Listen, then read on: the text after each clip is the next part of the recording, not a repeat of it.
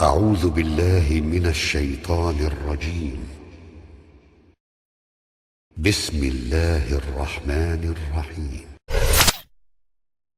يا إله الكون قد أسلمت لك، يا إله الكون قد أسلمت لك، يا إله الكون قد أسلمت لك، ربي فاغفر. Мои дорогие братья и сестры в исламе, мир вам, милость Аллаха и Его благословение. А для наших уважаемых гостей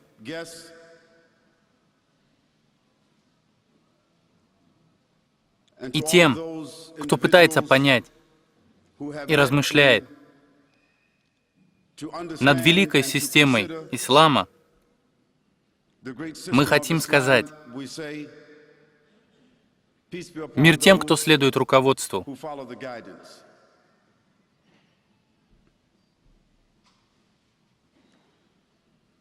Мои дорогие братья и сестры и уважаемые гости из числа немусульман, я хочу поблагодарить организаторов этого мероприятия. One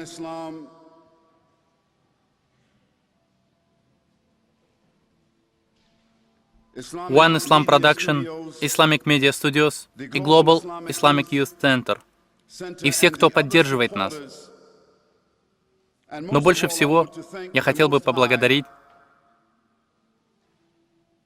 Высочайшего за дар жизни, без которого никого бы здесь не было.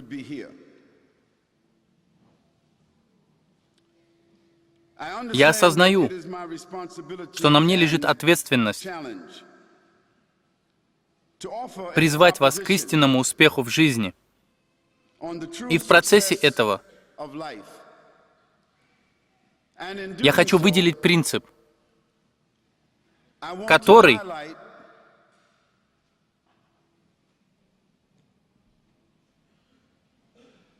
состоит в том, что Бог непременно существует.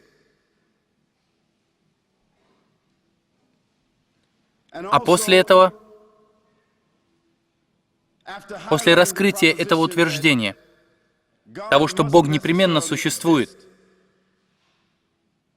мы поговорим о том, каково же Его послание созданием.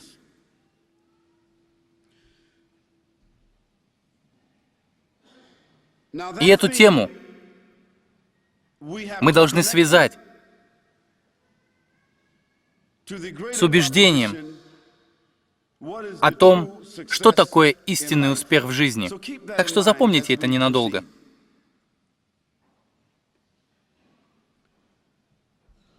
И я готов снять с себя ответственность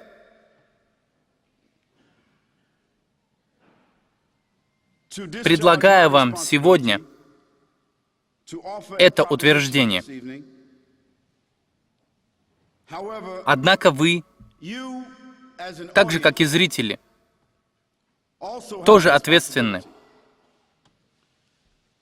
И ваша ответственность состоит в том, что вы должны быть достаточно открыты и искренни. открыты и искренни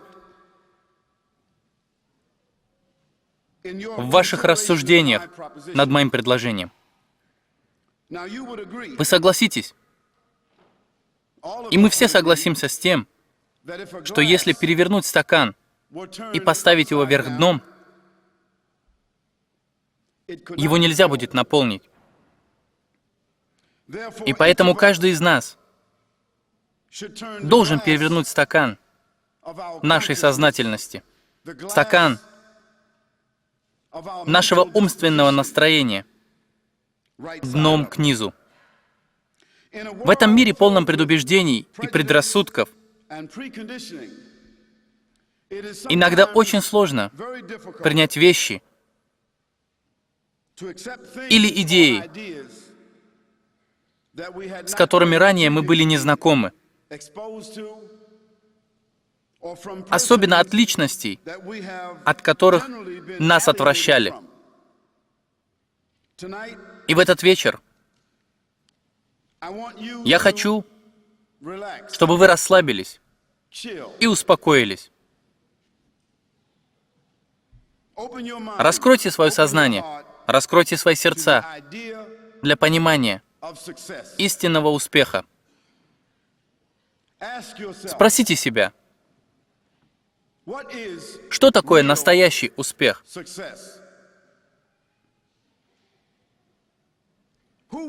Кем бы я был, если бы я стал успешным? И что бы я имел, если бы был на самом деле успешным? Спросите себя, знаю ли я каких-то успешных людей? В чем заключается успех? В чем мы видим успех? Кто или что являются нашими образцами для подражания? Я задавал эти вопросы самому себе и тем, с кем я сталкивался в жизни. Я приходил к тем же общим выводам, что и большинство людей. К выводам, созданными образованием, общественным воздействием, влиянием средств массовой информации, а также моим личным стремлением и представлением о жизни. Например, я прочитал определение успеха в одном очень авторитетном издании, Oxford University Press, которое, как мне кажется, мне нужно зачитать. Это то, что Oxford University Press, это то, что говорят они о том, что означает успех. Успех — это достижение целей и стремлений. Успех — это достижение славы, богатства и общественного положения. Вот что Oxford University Press — это то, что они говорят о том, что такое успех. И я хочу спросить всех вас, потому что хочу убедиться, что все мы в здравом уме. Все ли вы стремитесь к счастью и успеху в жизни? Могу ли я увидеть руки тех, кто хочет быть счастливым и успешным в этой жизни? Почти все хотят стать успешным.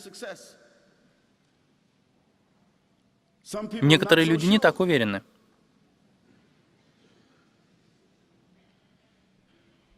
Хотите ли вы спокойствия, удовлетворения, уверенности, мира и безопасности? Хотите ли вы это иметь? Если это так, тогда добро пожаловать в клуб. Каждый на этой земле, так или иначе, Когда их спрашивают об успехе или счастье, они дают подобный ответ. Это то, чего они хотят. Это то, к чему мы стремимся всю нашу жизнь, толкаясь, сражаясь друг с другом, мечтая, желая, борясь, жульничая, обманывая, воруя, потворствуя. Все, что мы пытаемся делать так или иначе, неизбежно связано с успехом.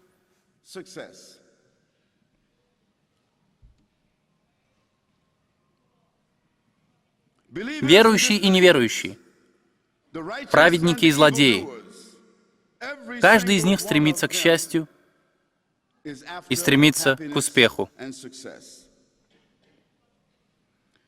Даже когда вы спрашиваете кого-то из прохожих, кто расслабляется, как это принято называть, если вы спросите их, почему они принимают наркотики, почему они пьют, почему они прелюбодействуют, изменяют супругам, если вы спросите их, почему вы это делаете, скорее всего, они ответят вам, что это делает меня счастливым на мгновение. И не имеет значения, к чему это приведет. И так или иначе, в нашем сознании есть что-то, что стремится хотя бы к временному счастью и успеху.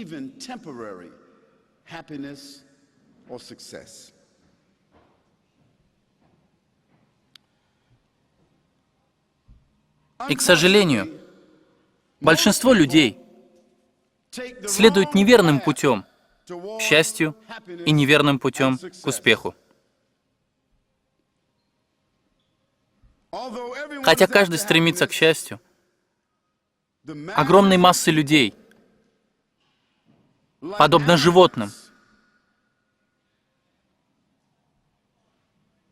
идут по неправильному пути. И существует всего лишь горстка людей, которые уделяют время, чтобы подумать, поразмышлять, в поисках вдохновения и правильного пути к счастью.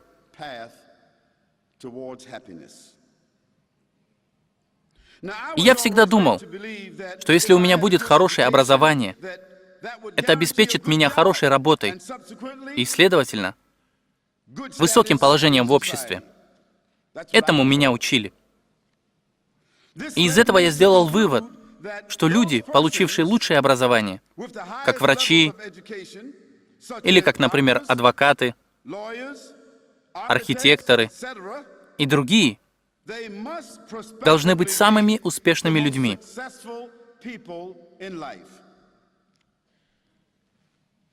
Но потом я осознал, что на самом деле эти личности, которых я считал самыми успешными людьми или самыми счастливыми людьми в мире, врачи, адвокаты, архитекторы, кинозвезды, спортсмены, музыканты, гангстеры и преступники, что в действительности я осознал, что все эти люди, имеющие или не имеющие образование, обладающие богатством, всеми этими игрушками этой жизни, эти люди, в чьих руках находятся рычаги влияния над массами людей по всему миру, все эти люди, живущие по самым высоким жизненным стандартам. И, конечно же, для большинства из нас это может означать воплощение успеха и счастья.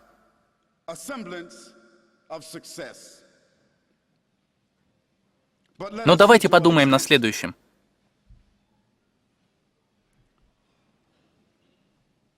На самом деле, статистика показывает, что самое большое число самоубийств, разводов, личных трагедий распространено среди богатых и известных людей, несмотря на их высокое положение, Большинство из них одиноки. Большинство из них умирают одинокими. Большинство из них разочарованы. И они умирают разочарованными. Большинство из них наркоманы или алкоголики.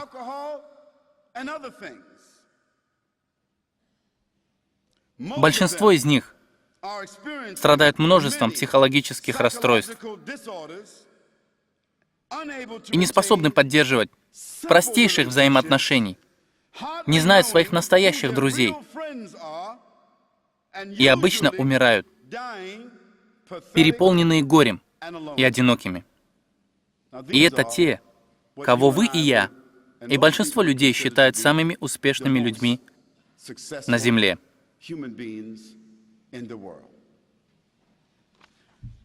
И позвольте мне поделиться с вами еще одной статистикой Всемирной организации здравоохранения. Знали ли вы, что самоубийство входит в тройку самых распространенных причин смерти в западном развитом мире? Я сказал, в западном развитом мире, где погоня за успехом и счастьем — это главная цель в жизни. Всемирная организация здравоохранения установила, что в 2000 году 1 миллион людей, живущих в западном полушарии, умрут вследствие самоубийств. Это значит, что 16 людей из каждой 1000 убивают себя своими руками, которые, казалось бы, живут в цивилизации с самым высоким уровнем жизни. Так почему же 16 из 1000 лишают себя жизней? Это те, которые больше не находят в своей жизни никакой ценности.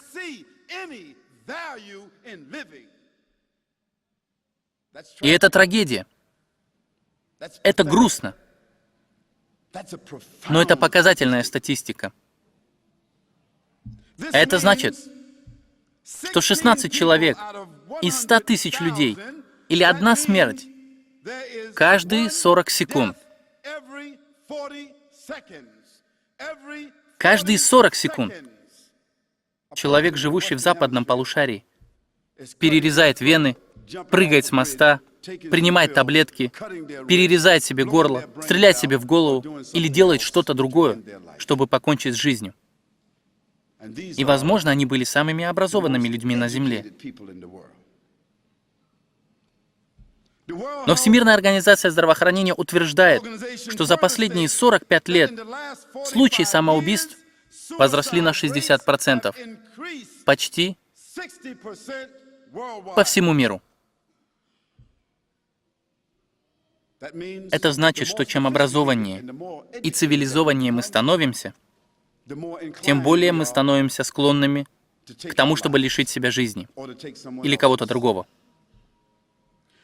И кто-то может подумать, что это происходит из-за бедности, и болезней, социальной дестабилизации,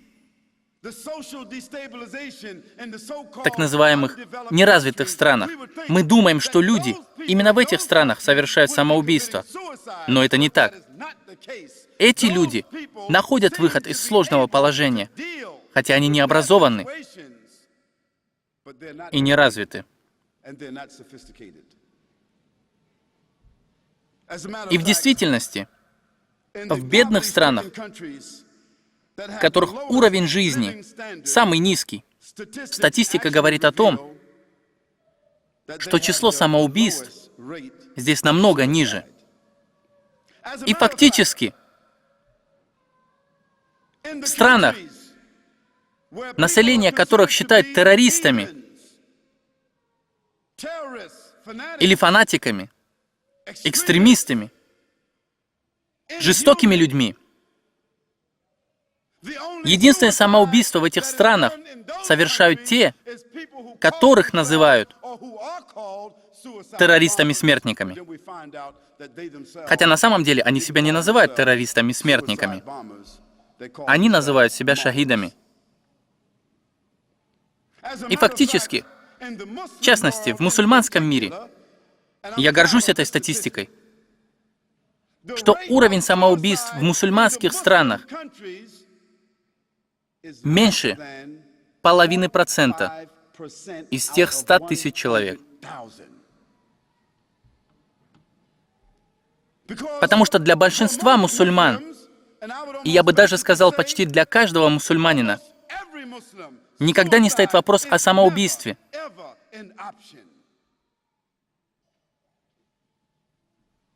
Потому что изначально мы понимаем, что жизнь нам не принадлежит. И мы понимаем, что успех не заключается в вещах, которыми ты владеешь, или в том, что другие люди думают о тебе. Однако успех заключается в благодарности. Успех заключается в признании. Успех заключается в знании того, кто ты, для чего ты здесь и в чем твоя цель жизни. И если человек живет на основании этого понимания и на протяжении жизни укрепляет это понимание, он никогда не впадет в отчаяние и никогда не совершит самоубийство.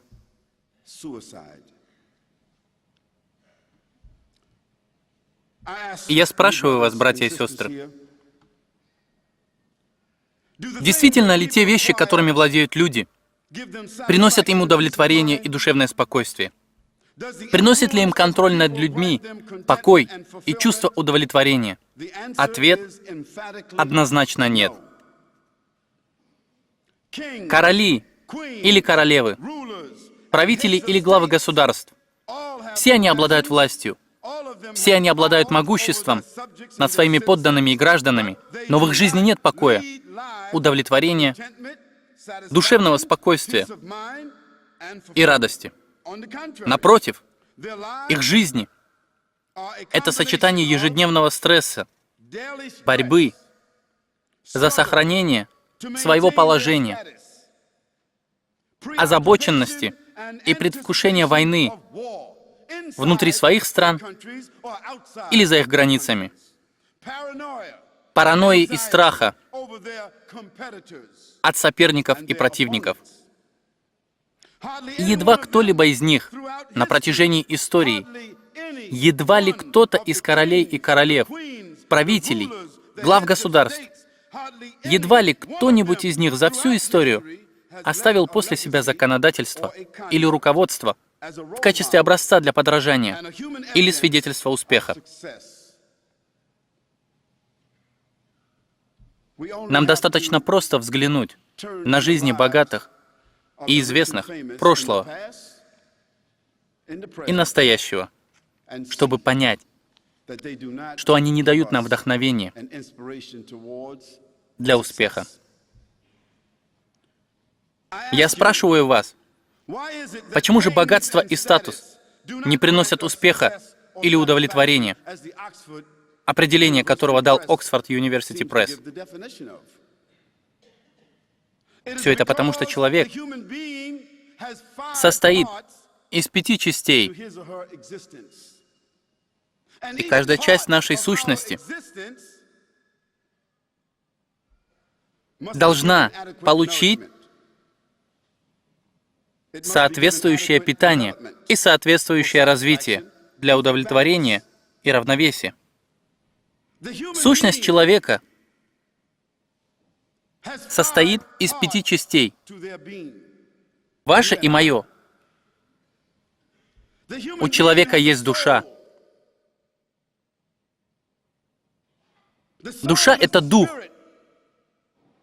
сущность, невидимая часть человека, которая стремится к абстрактным ценностям. Душа — это часть человека, которая нуждается в поклонении, безгрешности, которая стремится понять, выяснить и найти цель этой жизни. душа. У человека также есть разум. В отличие от других животных, которые намного сильнее нас, наш разум, человеческий разум, дает нам превосходство над другими творениями. Если бы у нас не было разума, слоны держали бы нас в зоопарках. Львы, тигры, бабуины держали бы нас в зоопарках, потому что они сильнее нас. Но они не могут размышлять, не умеют считать, управлять, потому что нам был дан интеллект. Разум человека — это источник интеллекта, который всегда хочет знать, получить средства вычисления, общения, чтобы расширить сферу своего влияния и управлять посредством разума, а также всегда ищет ответы, ищет для того, чтобы осознать. У человека также есть сердце. Мудрый человек, тот, кто принес священное Писание, человек с руководством, пророк и посланник всемогущего Бога, он сказал нам о сердце. Поистине, в теле человека есть кусочек плоти, который, будучи хорошим, делает все тело хорошим, а будучи негодным, приводит в негодность все тело. И этот кусочек — это не что иное, как сердце. Сердце — это орган любви, эмоций и страсти. Сердце, где рождаются чувства, где существуют принципы верности, дружбы, обязанностей и самопожертвования. Все они исходят из сердца. Затем это свое «я». Все мы знаем об этом. Эго. Я. Мое. Реализация самого себя. Стремление к величию. Служению себе. Источник желания обладать всем. Всегда желающий обладать всем, всеми и везде. Это эго. Свое «я» — это то, что проявляется через печаль, неприязнь, зависть, ревность и так далее, до старческой болезни и смерти. Свое «я» всегда пытается удовлетворить себя и никогда не заботится ни о ком другом. И, наконец, самая низкая форма человека, через которую многие люди никогда не переступают, и это тело. Тело, которое ест, пьет, спит, которое нюхает, пробует, видит, слышит, трогает. Тело, которое объединяет всю личность, но не может заменить другие части. Тело не может заменить душу. Тело не может заменить разум. Оно не может выполнить сокровенные желания.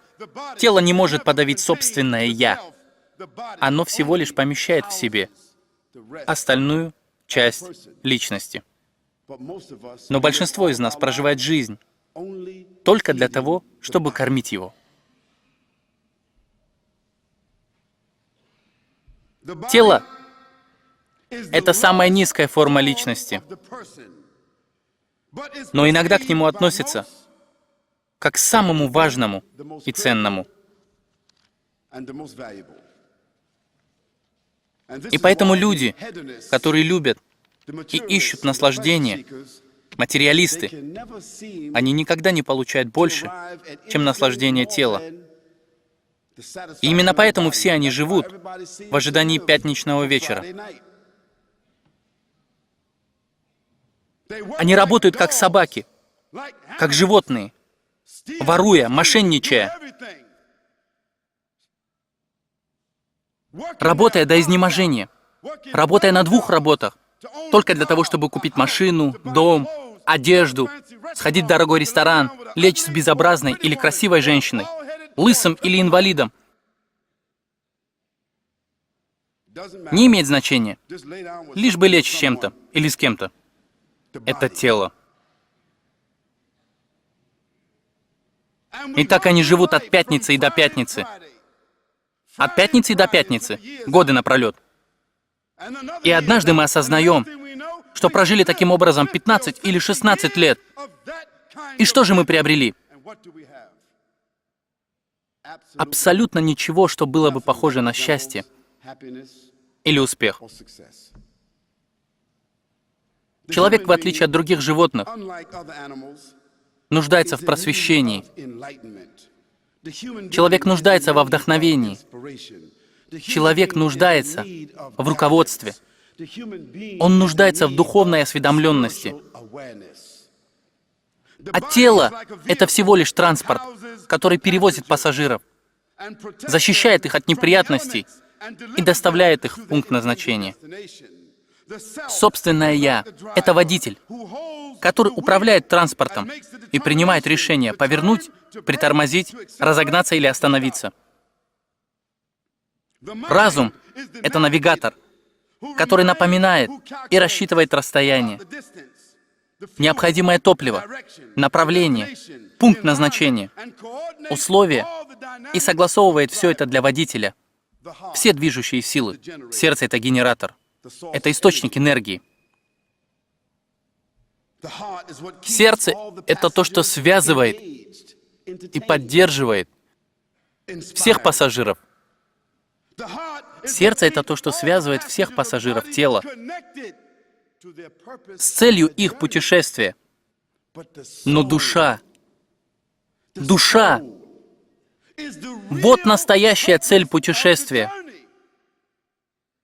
Душа всегда говорит с пассажиром о настоящей цели путешествия.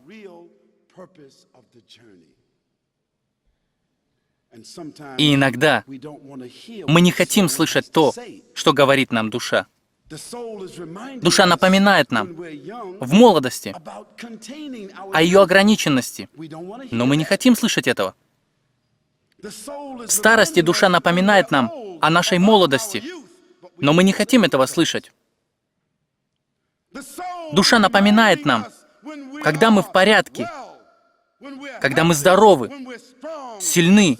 Душа внушает нам быть благодарными, но мы не хотим этого слышать. Когда мы больны, душа напоминает нам о здоровье, которое у нас когда-то было, но мы тоже не хотим об этом слышать. Душа напоминает нам о смерти. Пока вы еще живы, душа постоянно стучит в дверь и говорит вам или мне, что смерть, она неизбежна завтра или в другой день.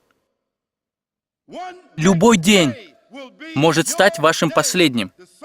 Вот о чем говорит нам душа. Но мы не хотим прислушиваться.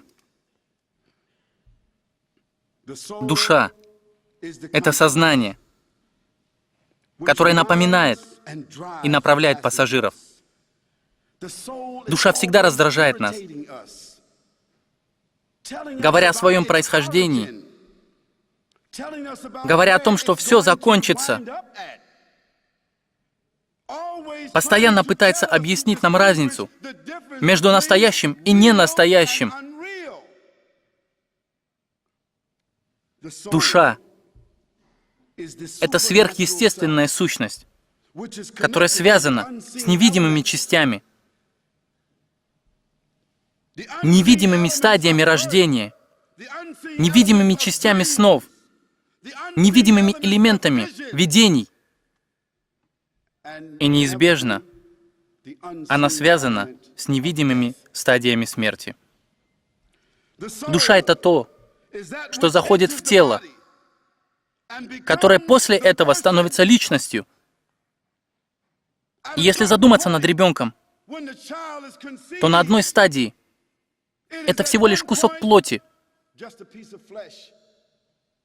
а на предыдущей стадии всего лишь капля семени, соединенная с яйцеклеткой. Сгусток. Затем эта клетка начинает делиться.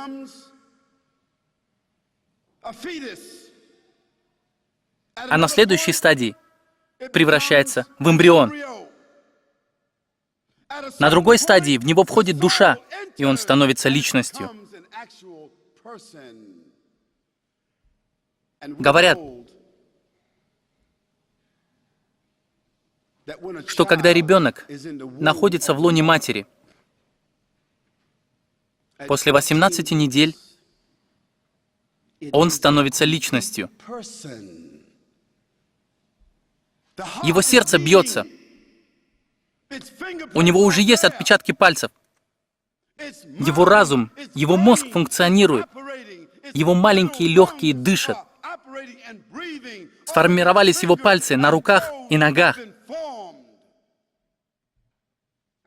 И между прочим, если вы этого не знали, в западном мире,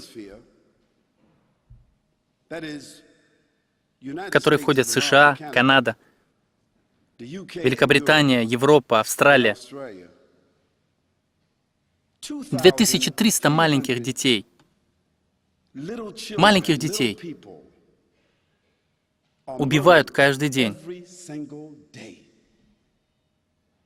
Это называют аборт. Легкий выход. Вы можете себе это представить? В образованном и развитом мире, основанном на успехе, они убивают как минимум 2350 детей каждый день. Разделите это по часам, и получится, что они убивают 105 детей, маленьких детей, и выкидывают их примерно каждый час. То есть за время нашего нахождения здесь, на момент окончания нашей лекции, в западном мире, где живут развитые, богатые, стабильные и образованные люди, около 250 или 350 маленьких детей убьют. Но они называют это абортом.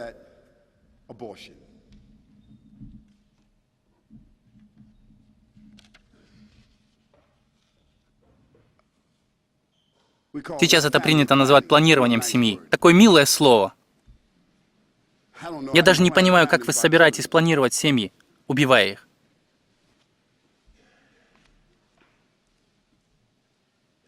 И это другая тема, о которой нам на самом деле тоже нужно поговорить. Потому что я не знаю, как женщины проживают остаток жизни, зная, что совершили убийство. Обыкновенная западная девушка, которая безнравственно, распущена, бесконтрольна, лишенная руководства. Обыкновенная западная девушка в течение 20 лет убивает по крайней мере 3. Но как же она может жить с этим, скрывая это все за своим макияжем или красотой? Но Елена Рубинштейн и Макс Фактор подошли к этому со своей формулой. Знаете какой?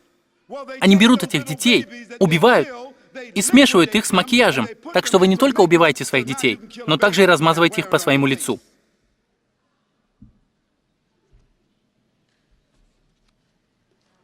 Это экономика. Душа — это то, что входит в тело, делая его личностью.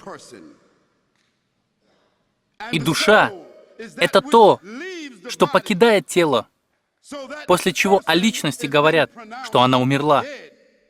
И в этот момент эта личность теряет всех своих друзей, теряет всю свою семью, все свое богатство и теряет все свои связи с миром, ради которого она так работала всю свою жизнь.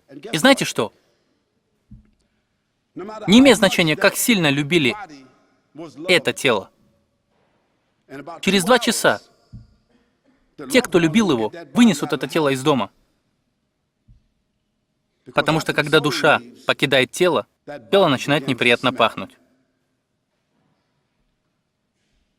Душа — это запись вас и меня. Душа — это бессмертное свидетельство о вас и обо мне. Дорогие братья и сестры, потерпите еще немного. У нас есть о чем поговорить. Есть 2 вида удовлетворения счастья, которые можно почувствовать только тогда, когда удовлетворена душа. Только когда душа уравновешена. Мы знаем это чувство утром, перед важным событием. Когда у вас экзамен или важная встреча, решающее интервью или открытие особого проекта. Вы знаете это чувство.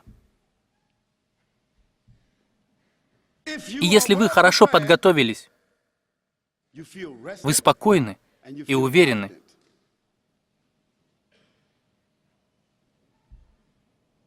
Мы излучаем уверенность. И уверенность исходит от нас. И все вокруг чувствуют это. Но с другой стороны, если мы не готовы, если мы устали, расстроены, избиты с толку, мы не будем уверены. И мы будем излучать это расстройство и неуверенность тем, кто находится вокруг нас. Люди могут быть успешны лишь в том случае, если они стремятся удовлетворить и насытить душу, благодаря чему их взгляд на жизнь станет здоровым и взвешенным. Я сказал, здоровый, взвешенный, оптимистичный взгляд на жизнь и разумное понимание своей цели, цели этой жизни.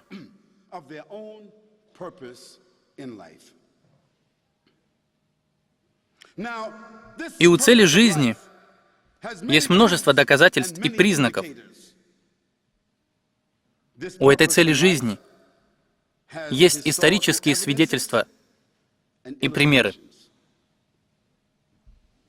Неужели настолько важный аспект нашей жизни не может иметь руководство?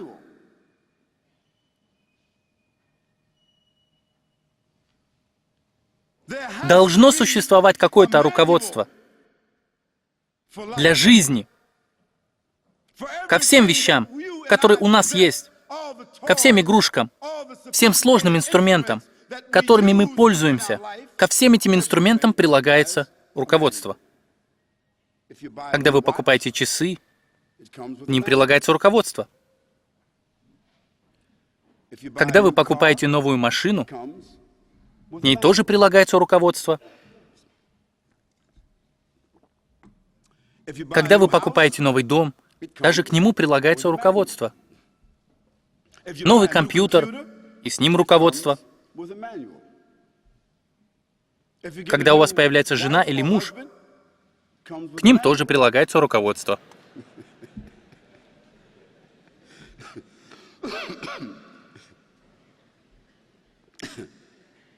Иногда они что-то скрывают, но все же к ним прилагается руководство.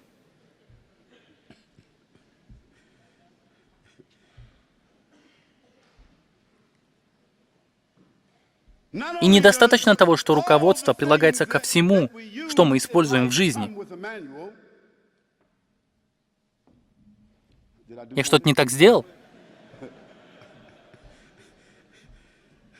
Он тоже идет с каким-то руководством.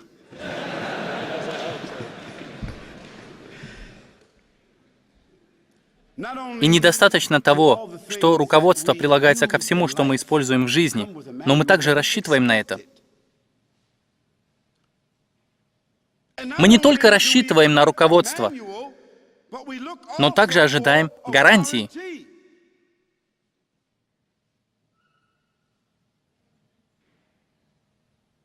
Когда мы используем эту гарантию или обязательство, мы звоним в компанию и просим компанию прислать нам специалиста.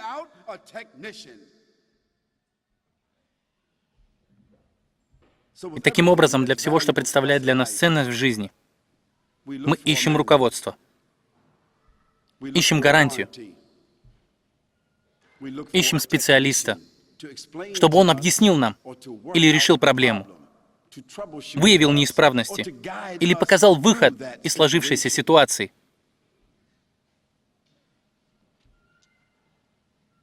В жизни мы также ищем примеры для подражания. Мы ищем ясные и неопровержимые признаки, говорящие нам о том, что мы на правильном пути, что это истинное направление, и то, что я принял правильное решение. Мы должны поразмышлять над тем, что жизнь и все сущее, я сказал, жизнь и все сущее должны иметь источник. У них должно быть начало. У них должен быть тот, кто создал их.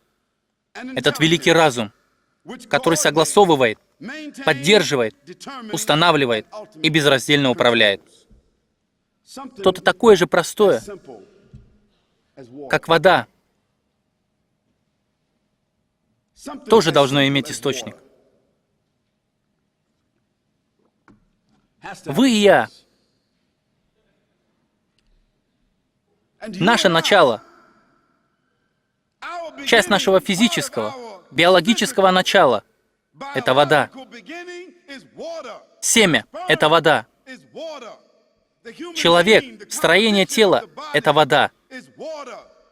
Наша атмосфера, наша стратосфера, наше окружение большей частью состоит из воды. Это источник, это начало. И Коран, Святое Писание, ниспосланное почти 1500 лет назад, говорит: воистину, мы создали все живые существа из воды. И хотя это Писание не научная книга, но она содержит научный факт. И сегодня мы обнаружили, что в капле воды находятся все элементы жизни. Они заключены в капле воды. Это что-то настолько простое, и у вас либо есть это, или нет. Самый ценный элемент в жизни, в котором есть все необходимое. Если у вас ее нет, вы умрете, а если есть, вы благополучны. Вода. Я хочу вам сказать, что даже у воды есть источник, и что даже вода была спланирована. За микроскопическим, биологическим анализом воды кроется разум. Разум, который сотворил все из нее. Жизнь, который поддерживает в ней жизнь, который устанавливает и безраздельно управляет в ней равновесием жизни, которая произошла из воды. Нам с вами нужно признать, что это чудо не могло произойти само по себе. У него должен быть Создатель. Это источник всех живых существ на Земле, который мы называем существованием. Это высший разум должен быть источником всех созданий. Этот высший разум должен быть законодателем, должен быть правителем, должен быть повелителем и, без сомнения, должен быть судьей.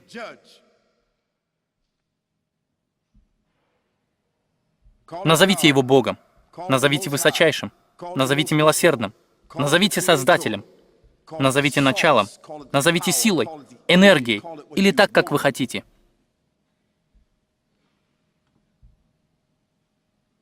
И этот источник — это благодетель, а вы и я, все сущее — это те, кто пользуется этими благами.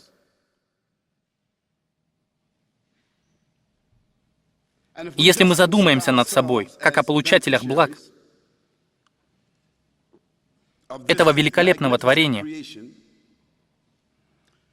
то нам следует быть благодарными, признательными за наши жизни, за этот дар, чувствовать, который самостоятельно мы не смогли бы получить или приобрести каким-либо другим способом.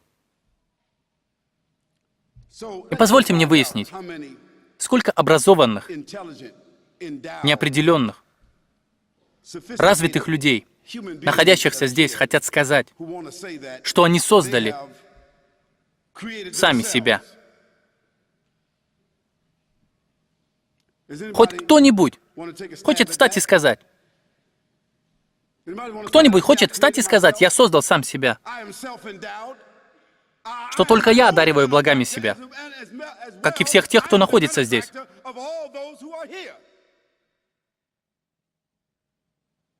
Не атеист, не агностик, не коммунист, не социалист, не баптист, не католик, не протестант, не мусульманин, не буддист, не индус, ни мужчина, ни женщина, ни старый, ни молодой, ни богатый, ни бедный.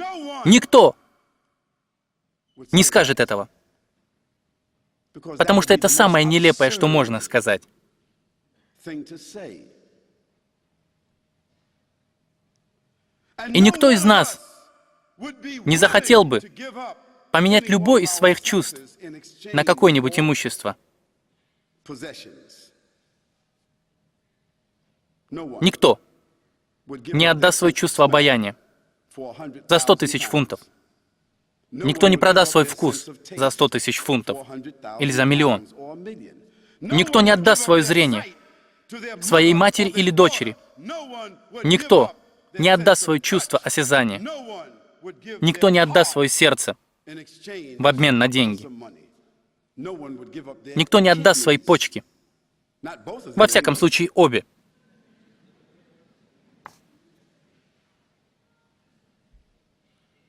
Если бы каждому из нас предложили работу в компании, подумайте об этом. Представьте, что брат пришел сегодня, чтобы представить вам эту новую компанию, только что прибыл из Америки. Давайте представим это. Я прибыл сюда и рекламирую эту новую компанию. И она называется «Живу, как хочу». Это новая компания. Живу, как хочу. Живу сколько хочу. И имею все, что хочу в жизни. Работайте на мою компанию. Ходите на фондовую биржу, и вы узнаете, на наших счетах лежат огромные деньги, миллиарды долларов. И все будут удовлетворены тем, что они будут получать зарплату. Но давайте посмотрим на условия соглашения. Если каждому из вас предложат работу в этой компании, на счетах которой лежат миллиарды,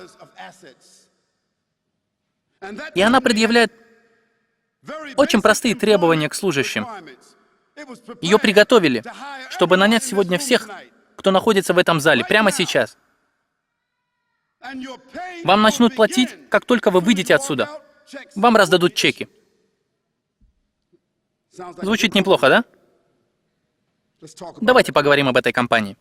У нее очень простые требования. Чего же она ждет от рабочих?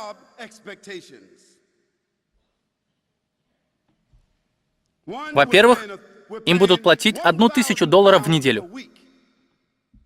Это для начала. А с бонусами если вы хороший сотрудник. И одним из преимуществ этой компании состоит в том, что вы работаете дома. Вам не нужно вставать рано утром и идти на работу. Разве это не прекрасно,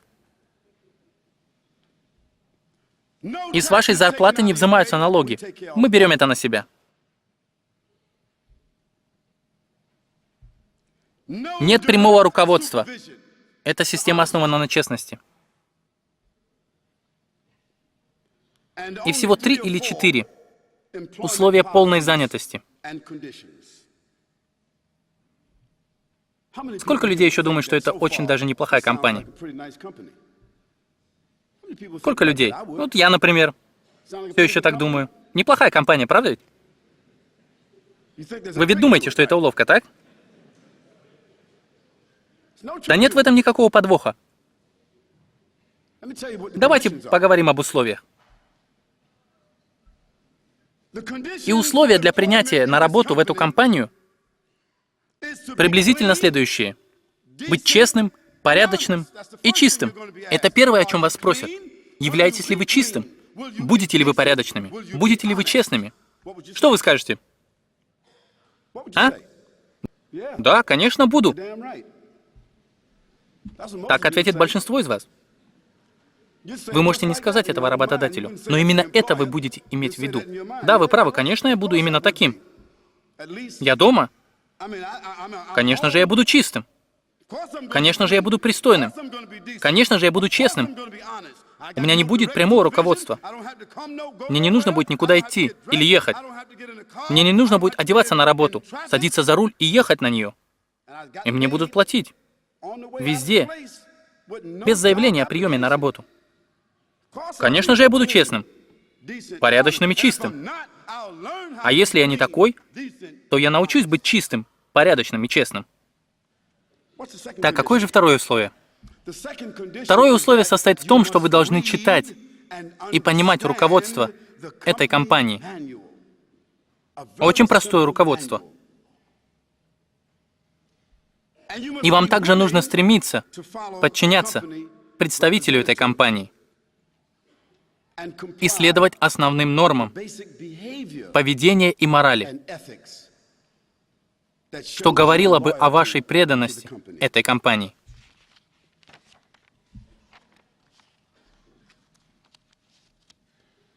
И компания не производит никаких продуктов. Поэтому вам не нужно просыпаться, готовиться, что-то производить, измерять, упаковывать. Не нужно делать ничего. Компании нужны лишь чистые, порядочные и честные люди, которые очень хорошо понимают компанию, которые читают руководство компании, чтобы это напоминало о ней другим. Мы хотим нанимать таких людей. И взамен всем этим благам компании нужно... Подождите, я ведь не рассказал вам об отпусках. Вам предоставляют 30-дневный оплачиваемый отпуск каждые 90 дней. Больница, образование, предоставление жилья. Все оплачено. И каждый раз, когда у вас рождается ребенок, законорожденный ребенок, это должен быть законорожденный ребенок от законных браков. Мы приписываем его к бюджету, и вы получаете больше денег. Так сколько же людей захотят жениться, чтобы завести детей в этой компании? Давайте продолжим говорить об этой прекрасной компании. Компания также хочет, чтобы служащие подтверждение своей преданности и признательности. Мы хотим, чтобы вы останавливались, независимо от того, чем бы вы занимались, на протяжении дня. Потому что чем вы занимаетесь весь день? Просто расслабляйтесь. Вы хорошо питаетесь, тратите 8000 фунтов в неделю, отдыхаете, смотрите телевизор. Весь день, сидя на диване, с бутылкой лимонада, махайте соседям. Все стоят в пробках, а вы дома. Просто собираете деньги. Все спрашивают вас о том, что происходит, а вы всем советуете связаться с этой компанией. Так что же от вас хочет эта компания? За весь этот отдых, за все эти бонусы и преимущества. Компания хочет, чтобы вы и я останавливались несколько раз в день, 3, 4 или 5 раз, чтобы поразмышлять о благодетеле этой компании. Вы никогда его не видели. Все, что вы знаете, это то, что он один стоит за всем этим. Только он один подписывает чеки. И все это существует благодаря ему. Только он обеспечивает вас удобствами и тем, что вам нужно. Поэтому единственное, о чем мы вас просим, это прерываться по нескольку раз в день и размышлять о благодетеле этой самой компании. А затем вы получаете кредитную карточку, не облагаемую налогами. И мы хотим, чтобы вы набрали номер и позвонили в головной офис компании. Вы набираете номер и звоните в головной офис компании и говорите: «Это Халид, служащий номер 172. Я очень признателен, и я звоню, чтобы вы знали, что я думаю о благодетеле и о компании. Я очень люблю ее. Ее любят все мои дети, и у нас будут еще дети, и мы хотели бы добавить их в бюджет. Я люблю все это».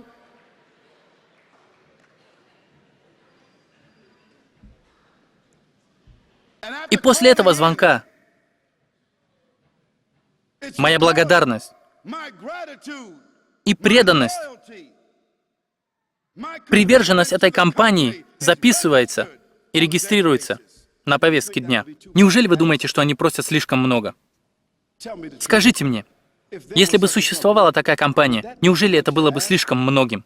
О чем можно было бы попросить? Чтобы вы позвонили и проявили благодарность, преданность и приверженность этой компании за все эти многочисленные блага.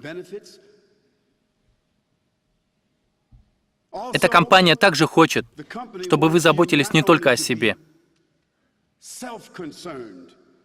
Компания хочет, чтобы вы были хорошим соседем.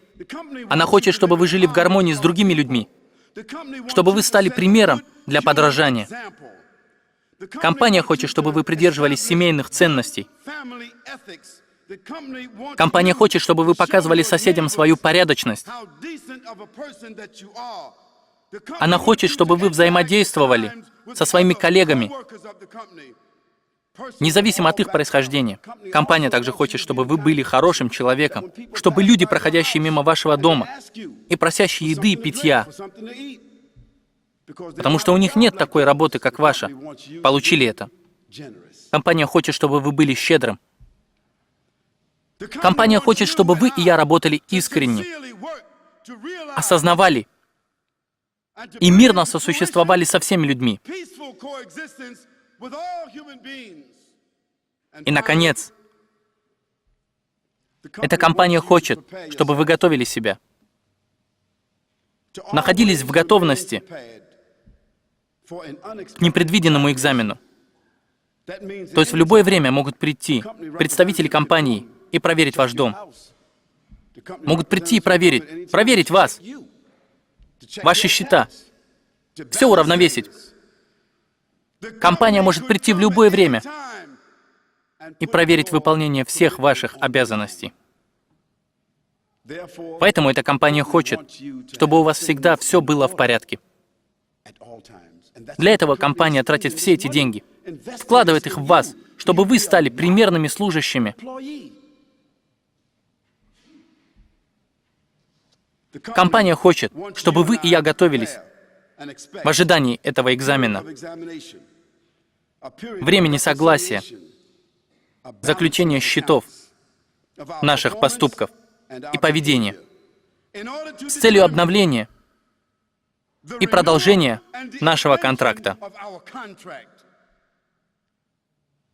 И если благодетель будет доволен, вы получите больше премий. И даже если вы умрете, самым прекрасным пунктом этого контракта является то, что благодетель продолжит вашу жизнь. И вы можете быть уверенным, что семья, оставшаяся после вас, получит тот же статус, который был и у вас. Разве это не прекрасная компания? Разве это не чудесная сделка? Она заботится о вас здесь и в загробном мире. Так сколько людей работало бы в этой компании? Скажите правду. Большинство из вас. Вас никто не обманывает. Эта дорога не заканчивается тупиком. Нет никаких дополнительных условий. И то, о чем я рассказывал вам, это метафора. Своеобразная модель. Предложение. Но на самом деле, то, о чем я рассказывал вам, это действительность.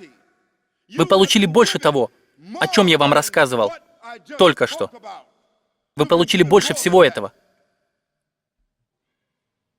Однако на самом деле никто из вас еще даже не заплатил арендной платы за дома, в которых вы живете. Ваше тело — это дом, который вам дали. Ваши чувства — это пассажиры и мебель, которые находятся в нем. И позвольте мне узнать, заплатил ли кто-нибудь из вас арендную плату за свой дом? Вы платили? Никто не платил за это. Все дары, которые вы получили, ваша жизнь, чувства, зрение, ваш дар дыхания, ваши дети и дома, ваше здоровье и богатство, ваше положение.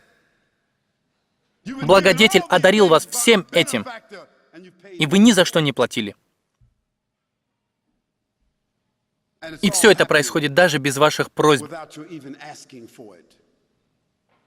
И да, еще несомненно, этот экзамен, он состоится. И несомненно, загробная жизнь существует. Скажите мне,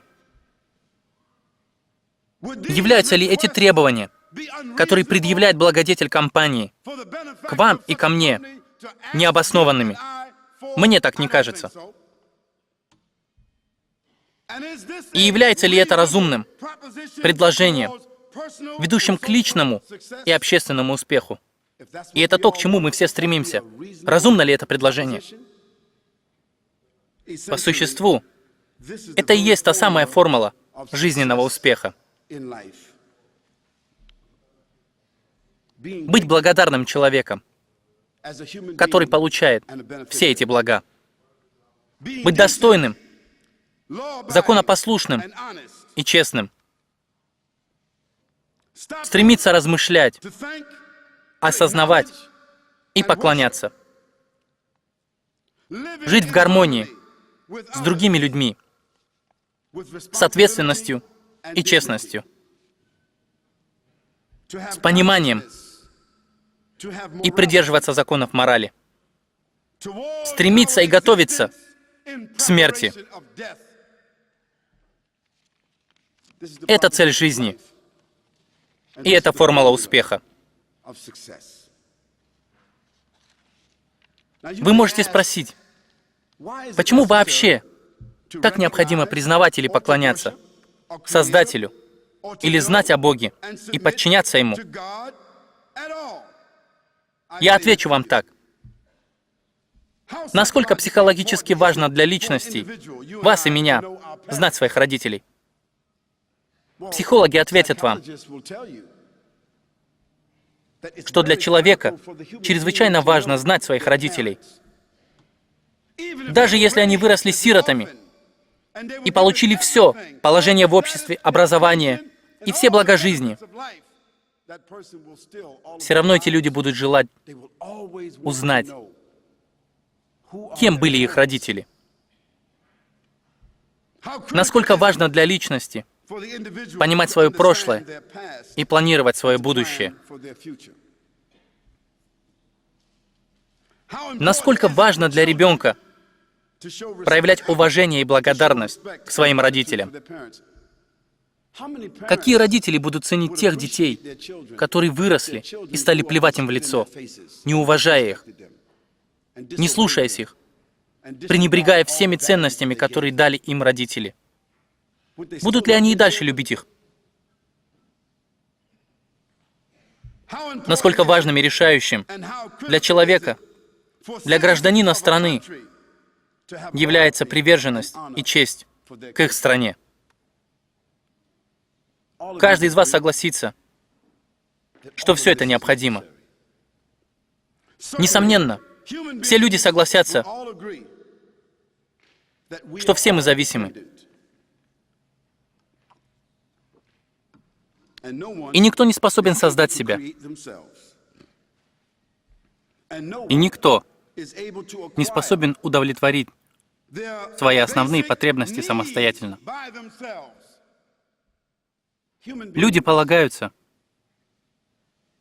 на других людей только лишь для удовлетворения своих основных потребностей. И в действительности стало известно, что люди нуждаются в других людях до такой степени, то если бы человеку дали абсолютно все,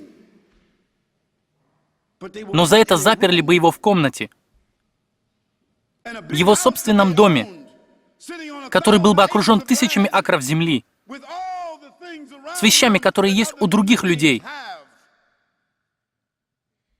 но вокруг не было бы ни одного человека, с кем можно было бы поговорить. Знаете, что бы произошло? В конце концов, этот человек впал бы в депрессию. И, скорее всего, сошел бы с ума. И, скорее всего, умер. Просто потому, что люди нуждаются в других людях для общественного взаимодействия. Поэтому вполне разумно размышлять над обязанностью понимания, благодарности и поклонению Создателю этой Вселенной. Насколько важно психологически для вас и меня показать нашу благодарность дарующему. Насколько важным должно быть для нашего полного успеха и удовлетворенности в жизни прибавить к этому аспекту благодарность к нашему осознанию, применить нашу способность в осмыслении Создателя и знать Его атрибуты.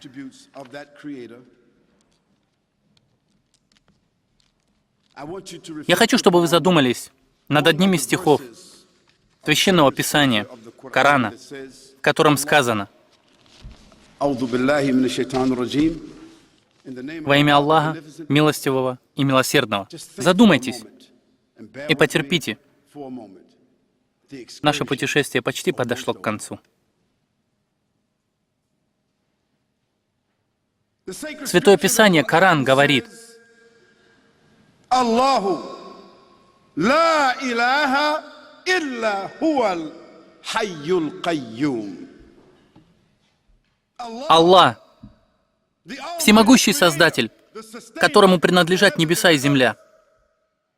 Нет никакого благодетеля, нет другого Бога, кроме Него.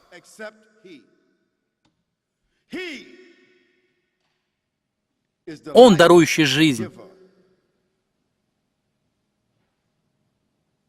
сущий вечно, живой и единственный Абсолют.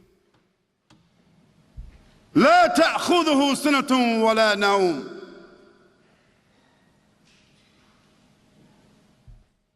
Он не нуждается. Этот дарующий, этот Создатель, он не нуждается ни в отдыхе. И дарующий не нуждается ни в каком виде сна, потому что Создателя не касается усталость.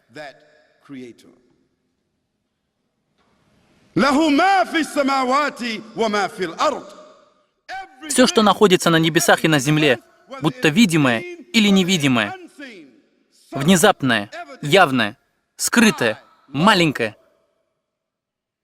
микроскопическое, в небесах и на земле, снаружи и внутри. Все это принадлежит Создателю.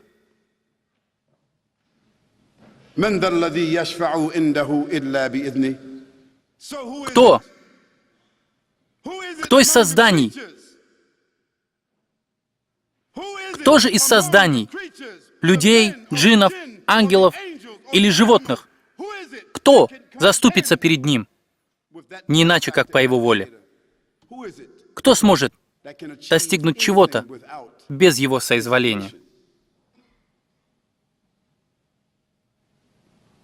يعلم ما بين أيديهم وما خلفهم. Ему ведомо то, что будет в ваших жизнях, их истории, и Ему ведомо то, что было в них, в прошлом, из их историй. Он знает абсолютно все, потому что Его знание охватило все их жизни.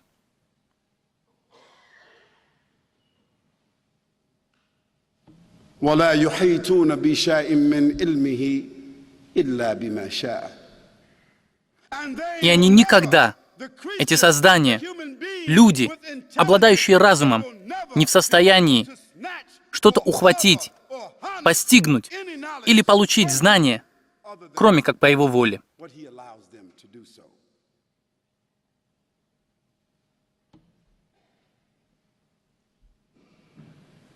واسع كرسيه السماوات والأرض.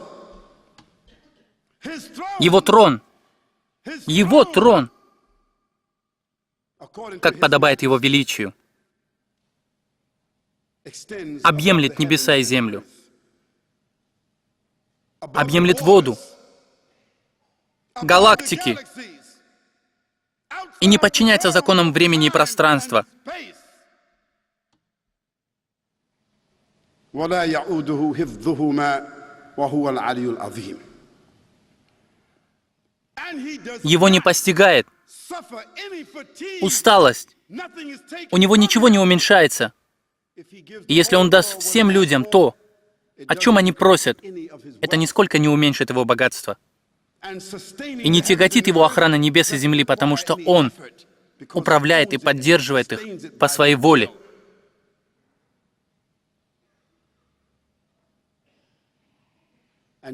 И Он высокий, Он могущественный, Он сильный, Он властелин и хозяин, повелитель и Господь, Он Создатель. Это Писание Бога. Я спрашиваю вас, знаете ли вы кого-нибудь, кого бы вы могли описать подобным образом? Знаете ли вы такие народы, такие племена, таких королей или президентов, такие компании или личности? Ваш отец, дядя или какие-то герои? Знаете вы кого-то с подобным описанием? Нет, конечно же нет. И одна из самых маленьких глав гласит: скажи, Он, Аллах, Создатель, абсолютно один. Он тот, от которого зависит все, и который ни от кого не зависит. Он не рождает, подобно тому, как рождает женщина, или мужчина, от которого она беременеет. Он не рожает. Он не рождает. Он не дарит жизнь в этом смысле. И Он не рожден. Он не появился на свет из матки, подобно ребенку, и не связан ни с чем подобным. Он не родил и не был рожден, потому что Он — Господь небес и земли. И превыше Он того, чтобы рождать и быть рожденным, иметь сыновей или дочерей и так далее. И нет среди созданий ни малейшей схожести или подобия в соответствии с Ним, с Его величием. Уважаемые слушатели, все это я сказал для того, чтобы вы поразмышляли, чтобы вы задумались на пути принятия того отношения и образа мыслей, которые приведут вас к успешной жизни и ожидания смерти с достоинством, смерти, которая неизбежна, но смерти с достоинством.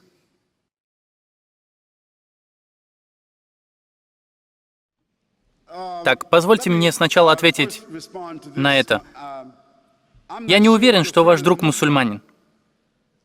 И я сомневаюсь, подождите минуту, я не уверен, что он мусульманин.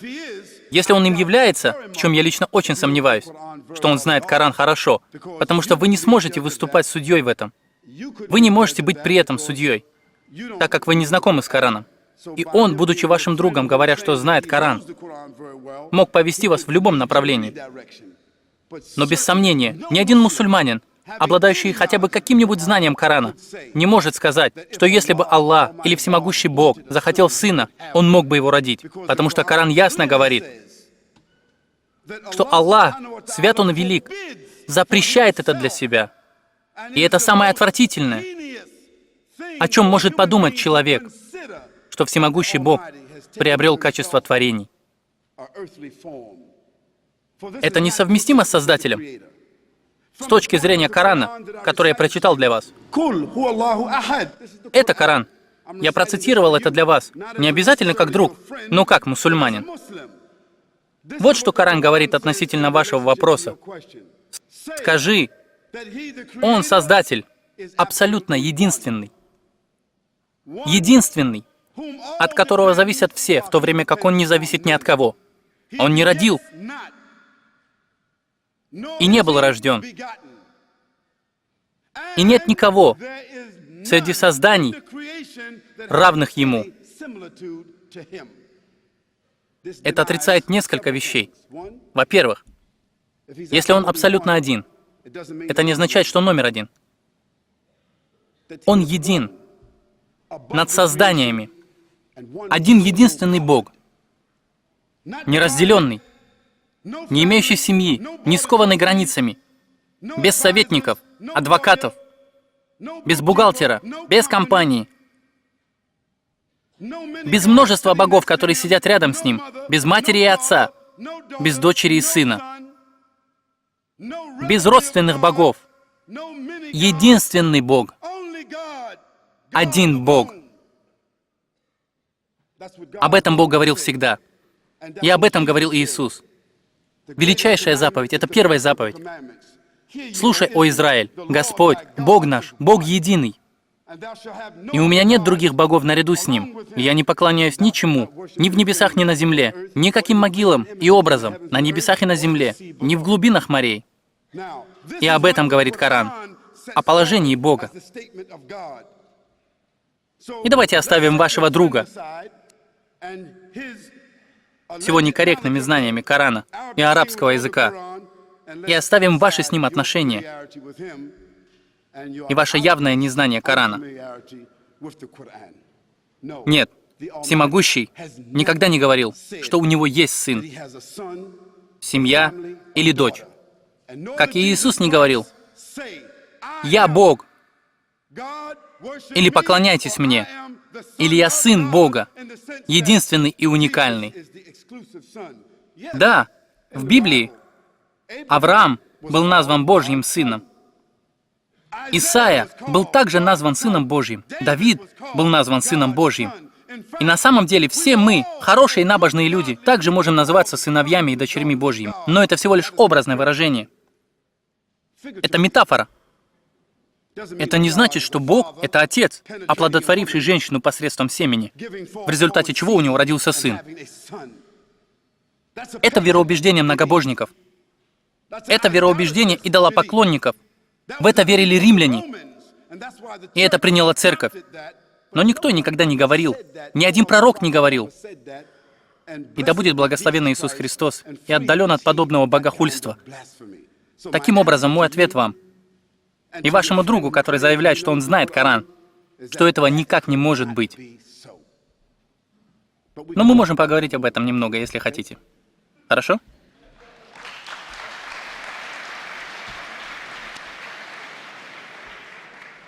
Так, вопрос. Как сопоставить ислам или Мухаммада с христианством? Пророк, да благословит его Аллах и приветствует, ответил на это сам и сказал: «Я и другие пророки, как краеугольный камень для здания, когда оно закончено». Что такое краеугольный камень для здания? Его ставят на место, знаменуя завершение и совершенство этого здания, знаменуя то, что это здание готово к заселению. Кем был посланник Аллаха Мухаммад, да благословит его Аллах и приветствует, по отношению к другим пророкам? Он был последним звеном в цепи, завершая его и скрепляя жемчуг пророчества. Итак, пророчество началось с первого человека и первого пророка, Адама.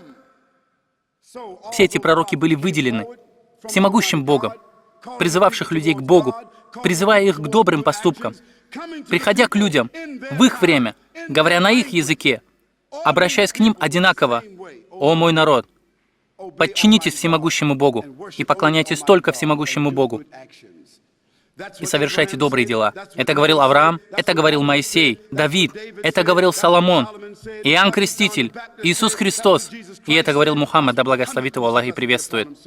Кроме того, Иисус Христос предсказал Мухаммада, да благословит его Аллах и приветствует. А Мухаммад, да благословит его Аллах и приветствует, подтвердил Иисуса Христа. Коран подтверждает жизнь всех этих пророков и все эти писания. И, между прочим, в Коране есть глава, которая называется Марьям, посвященная Марии, матери Иисуса Христа, подтверждает для нас, мусульман, рождение Иисуса Христа без отца, подтверждает для нас Его чудеса, которые Он совершил с помощью силы всемогущего Бога, подтверждая, что Иисус Христос на самом деле был Мессией, и что Он был Словом всемогущего Бога, что Бог вложил слова в Его уста, и что Бог наделил Его властью. Но Иисус никогда не говорил: «Я Бог», и Он никогда не говорил: «Поклоняйтесь мне». Таким образом, мы любим Иисуса, возможно, даже больше тех, кто утверждает, что поклоняются Ему. Потому что мы знаем Иисуса как человека, как пророка и как посланника Бога. Я не могу решиться. Я хочу узнать больше и набраться знаний, чтобы не совершить ошибок после принятия ислама. Должна ли я подождать или принять ислам сейчас? Сейчас!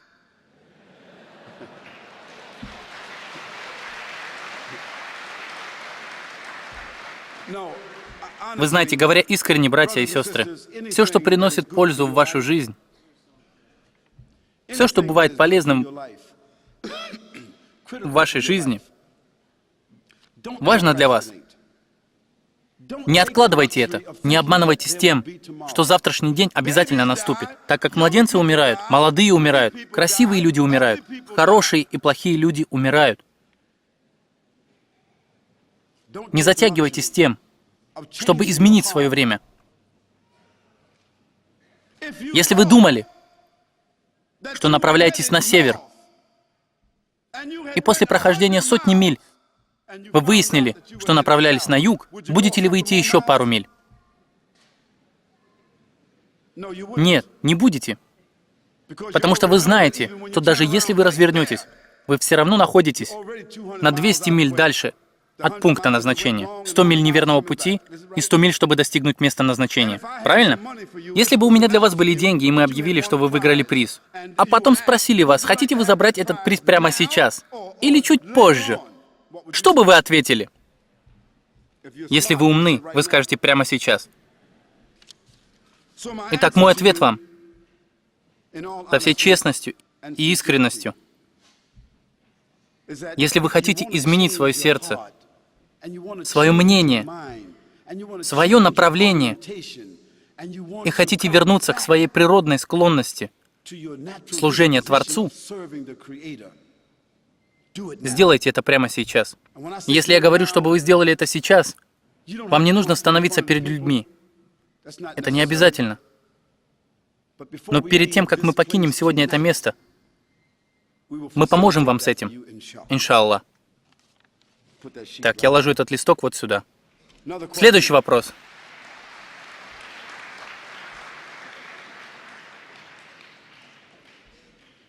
Здесь говорится: «Я христианка. Я сейчас нахожусь в зале, и я хочу принять ислам. Но я до сих пор не уверена. Следует ли мне стать мусульманкой? Что вы мне посоветуете?» Я скажу вам, что если вы любите Иисуса Христа, и если вы уже склонны к принятию ислама, то я понимаю ваши сомнения. Потому что даже если я собираюсь плавать, и вода очень приятная, я все равно опускаю туда палец и проверяю температуру. Желательно проверить бассейн перед тем, как вы подниметесь на 10-метровый трамплин и начнете подпрыгивать на нем, а посмотрев вниз, поймете, что там нет воды. Проверяйте то место, где вы собираетесь плавать. А этой христианке я хочу сказать, перед тем, как вы сегодня уйдете, мы посидим с вами и ответим на все ваши вопросы. И разъясним вам некоторые вопросы, которые раскроют путь и облегчат принятие ценностей, к которым вы склонны. Следующий вопрос звучит так. Почему Аллах о себе говорит, используя местоимение «мы» вместо «они»? Или «я», или так, следующее слово просто не могу разобрать. Ну, во всяком случае, я понял из данного вопроса, о чем человек хочет знать. Если Бог един, если Аллах един, почему Он говорит о себе в Коране, используя «мы»? Ну, позвольте привести очень ясное объяснение. В арабском языке есть понятие «исму азм», и это понятие означает «великое имя». И в английском языке нет подобного термина. И когда Аллах говорит в Коране «нахну», «мы», это не несет смысла множественного числа. Это способ, при помощи которого Аллах Свят Он и Велик выражает свое могущество, величие со своими атрибутами, таким образом, что этого достаточно для понимания, что нет никакого другого Бога, кроме Него. Это то, что означает «самое великое имя». Это не означает «мы». Это не несет множественного смысла. Он как глава государства, который говорит о своей царственной власти и говорит: «Мы посвящены в духовный сан». Но на самом деле король имеет в виду, что он посвящен в духовный сан. Он использует «мы», чтобы этим выразить властность своей речи. Таким же образом, Создатель, обращаясь к нам на арабском языке, использует этот термин «великое имя», чтобы выразить власть и свое присутствие, когда обращается к нам. Но «мы» здесь не означает множественное число.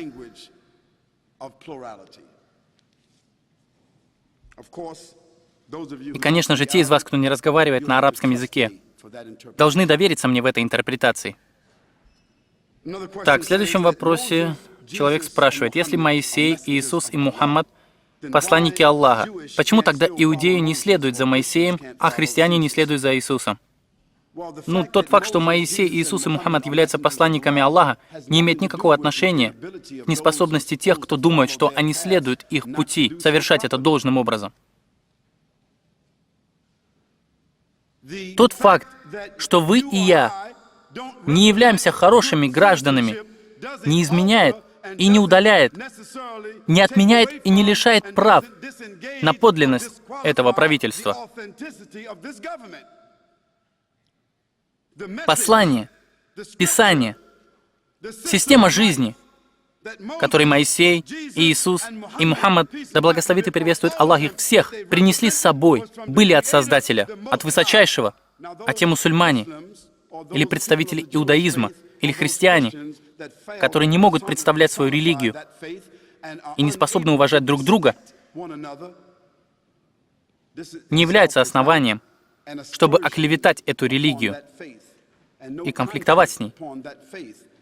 Ее как раз-таки заслуживают те, которые просто заявляют о своей принадлежности к этой религии. Вопрос. Когда мы рождаемся, определена ли наша жизнь? Как и все религии.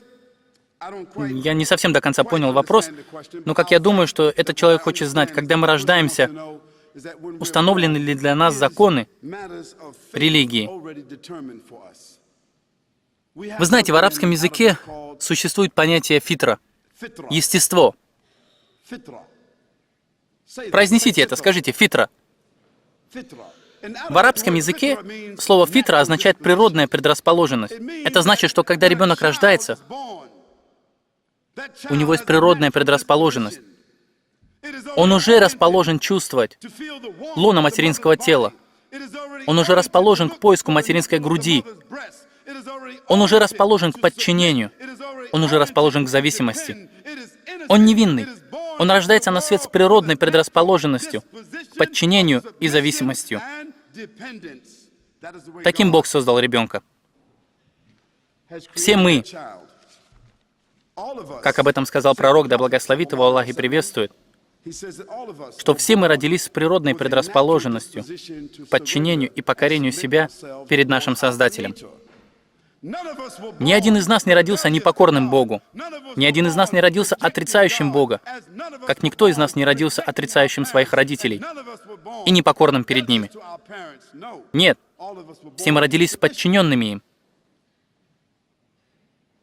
Но это наше окружение, наши родители, наше образование, наша культура делает нас идолопоклонниками, поклонниками людей, поклоняющимися сами себе, атеистами, коммунистами или животными. Но нашей природной предрасположенностью, как людей, является то, что мы родились в подчинении, и то, что нам были даны все способности слуха, зрения, ощущения, все эти дары, которые позволяют нам быть кем? Достойными людьми, признающими и поклоняющимися нашему Создателю.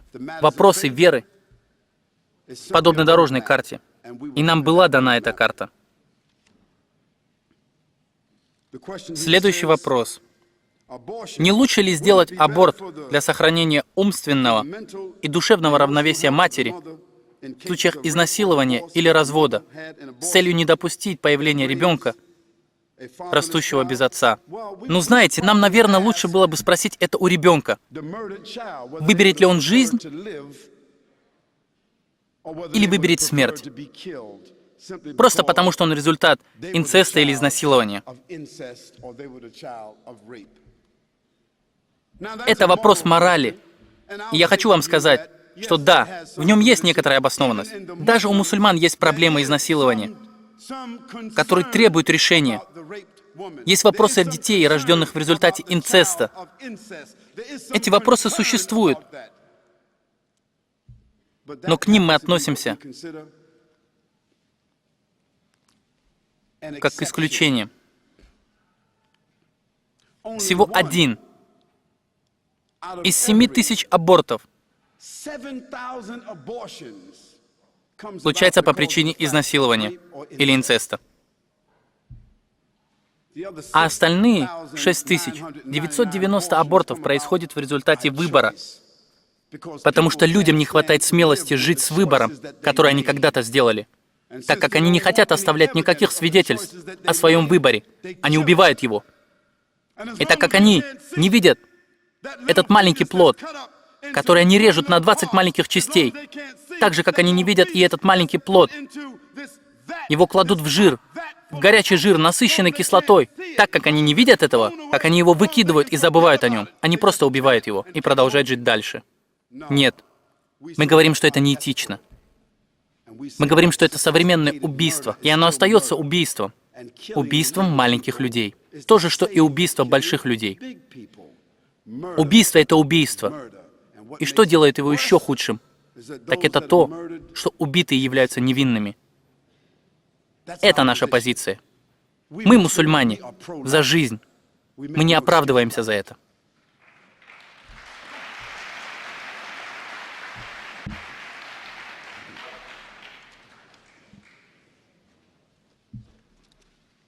Так, в следующем вопросе человек спрашивает... Нет, на него я уже отвечал. Если существует один Бог, обладающий бесконечной милостью и добротой, нуждаемся ли мы в том, чтобы кто-нибудь страдал за наши грехи? В Коране есть стих, который говорит: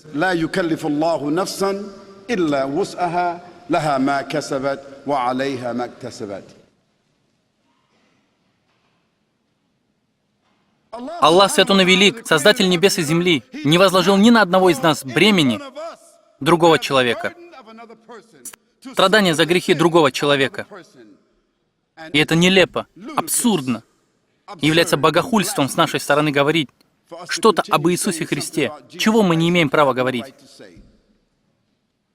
Как так получается, что каждый ребенок рождается с грехом. Подумайте над этим, просто задумайтесь. Как может каждый ребенок рождаться с грехом? В то время как Иисус Христос уже умер за все грехи. Это что, двойное наказание? За одно и то же нарушение? Как такое возможно, что Иисус Христос умер, страдая на кресте за весь мир? Чего он на самом деле, конечно, не делал. А после этого все дети все равно рождаются с грехами. Потому что если дети все равно рождаются с грехами, Иисусу не было смысла умирать и страдать на кресте за грехи всего мира. Либо Иисус понес двойное наказание за одно и то же нарушение, или ребенок понес двойное наказание, или они оба понесли двойное наказание за один и тот же грех. Это не говорит о справедливости Бога. Это ложь. Это очередной языческий принцип, который не имеет никакого отношения ни к Иисусу, ни к невинному ребенку. Каждый ребенок рождается невинным, Божьим ребенком. Ребенок приходит в этот мир безгрешным, не неся ничьих грехов. И ему не записываются грехи, пока он не достигает возраста ответственности. Таково исламское представление жизни. И это исламское представление об ответственности. Каждая душа отвечает за последствия собственных действий. Каждая душа понесет ответственность за свои действия, когда встретится с Богом. Отца не призовут к отчету за своего сына. Мать не будет отвечать за свою дочь. И никто не ответит за другого. Но каждый понесет бремя своей собственной души. И это справедливость Бога. Вы можете не верить, но я до сих пор себя считаю новым мусульманином. Потому что мои родители, мои братья и сестры не являются мусульманами. Я родился в христианской семье. Но я думаю, что это было наряду с руководством, выбором, возможностью, даром от всемогущего Бога. Решение, которое было принято задолго до моего рождения. Дар и привилегия стать мусульманином. И в молодости я всегда был привязан к церкви. В молодости я был привязан к церкви. На самом деле, к многим церквям. Я хочу рассказать вам свою историю. В детстве меня передали в приют.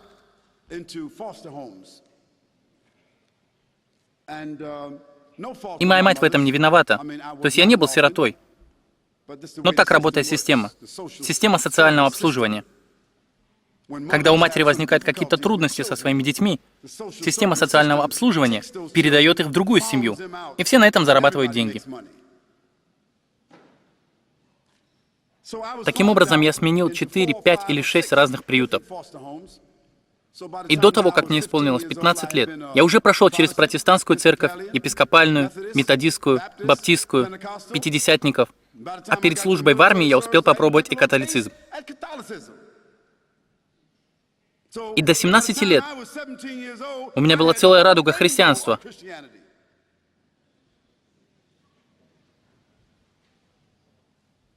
Но это также было и подарком. Потому что, несмотря на все то, что я жил в этом смешении, Бог всегда присутствовал в моей жизни. И хотя я не очень старался придерживаться религии, Бог всегда был в моей жизни. И когда для меня открылась возможность рассмотреть красоту ислама, мне тогда было 17 лет. И это было так ясно, так очевидно, как будто это было вчера, как будто я сижу там, перед вами. И мой выбор подобен этому. Поэтому я могу сказать этим двум девушкам, которые обратились ко мне: не медлите. Прислушайтесь к сердцу. Оно никогда не обманет вас. Так, вопрос задает девушка. Я недавно приняла ислам. На вашей последней лекции. Хвала Аллаху. И 3 дня назад я очень счастлива сказать вам, что я одела хиджаб. Это одежда мусульманской женщины. Маша Аллах.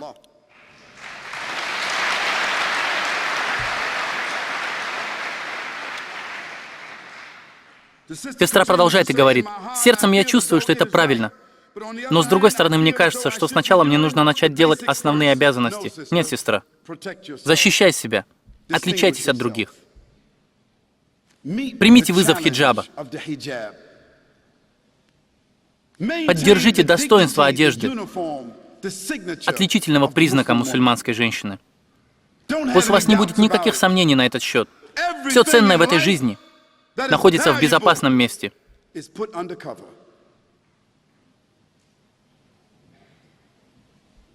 Наши деньги, наши диски, наше золото, серебро, драгоценности лежат в сейфах для хранения ценностей, невидимой для посторонних глаз.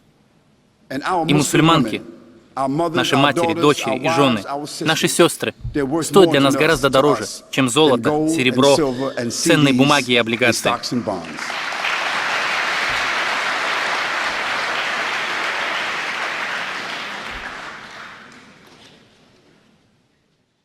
Сохраните себя посредством достоинства хиджаба и не позволяйте никаким сомнениям извне подойти к вам. И вы научитесь совершать свое поклонение и изучите Коран, совершенствуя и сохраняя свою нравственность и достоинство. Пусть Аллах благословит вас и поможет вам в этом, иншаллах.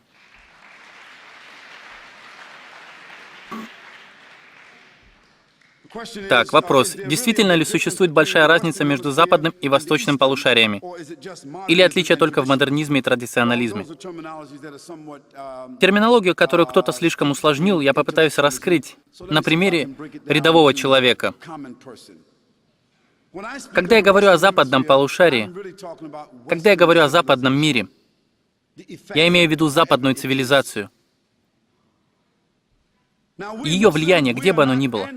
Но мы, мусульмане, мы не против современности. Нет, мы хотим быть современными. Мы хотим соответствовать современным требованиям. Мы хотим иметь все самые сложные механизмы, которые дополняют жизнь.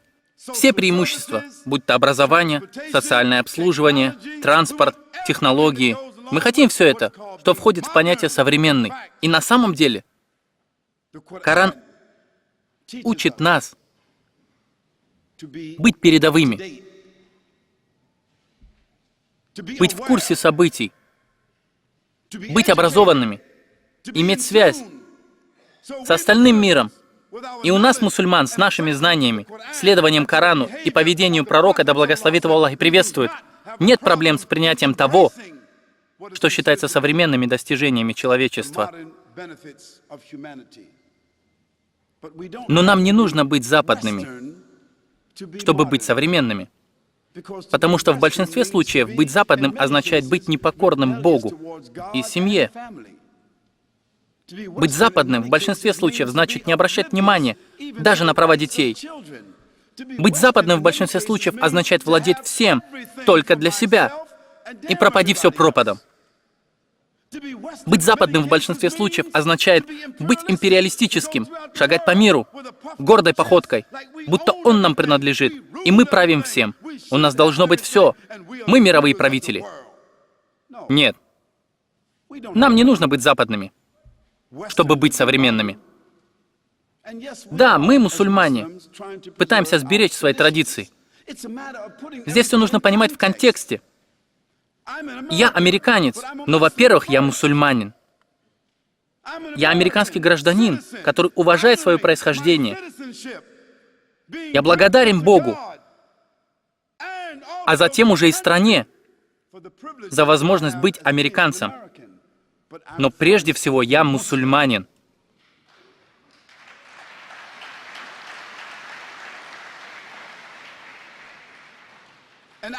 Я также учился в современных учебных заведениях. И, возможно, я единственный член семьи, у которого есть высшее образование. Это все потому, что мне предложили эту возможность. Мне предоставили выбор. И я благодарен и признателен за это. Итак, мы не отрицаем преимущества модернизма.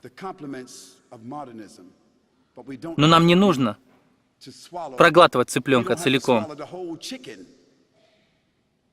вместе с костями. Нам не нужно этого делать. Мы хотим разделить понятия западный или восточный. Ислам — это не Восток или Запад, но ислам — это подчинение всемогущему Богу и заимствование лучшего, что имеет мир, и использование этого, как приказал нам всемогущий Бог. Не могли бы вы прояснить воображаемое притеснение женщин в исламе, которые преподносят как идеологию при создавшемся положении и мешающее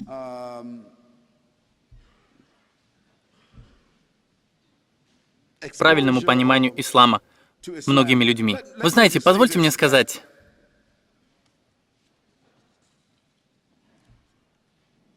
я приглашаю каждого человека, предлагаю каждой женщине, которая находится здесь, каждой не-мусульманке, остаться здесь, когда мы уйдем отсюда, и поговорить с мусульманкой.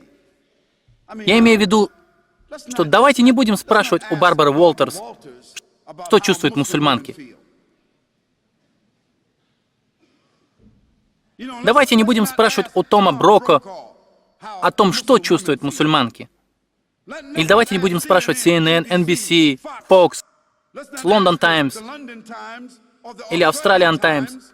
Или спрашивать у не-мусульман, что чувствуют мусульманки. Как они живут. Какие у них принципы. Какие у них проблемы. Если вы хотите быть справедливыми, спросите об этом у мусульманки. Спросите у моей жены.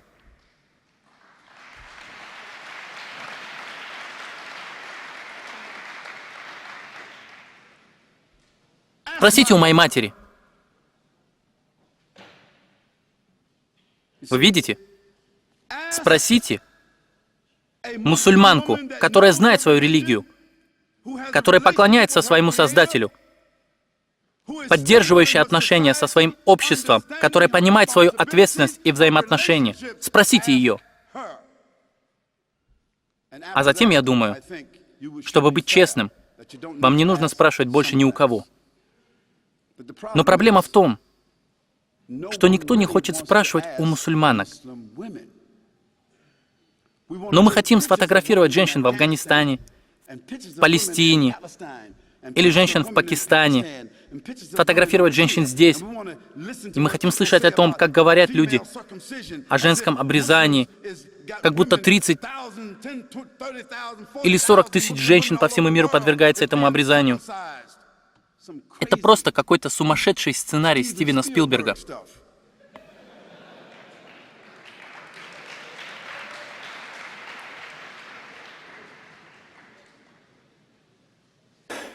И разрешите привести вам данные статистики. Вы должны знать об этом. Если вы проведете здесь опрос, в этой комнате, я скажу вам, что почти каждая мусульманка в этой комнате будет иметь высшее образование, или уже его имеет, или уже достаточно эрудирована и социально защищена. И мы видим, что в своей семье женщины управляют имуществом больше, чем мужчины. О чем вам это говорит?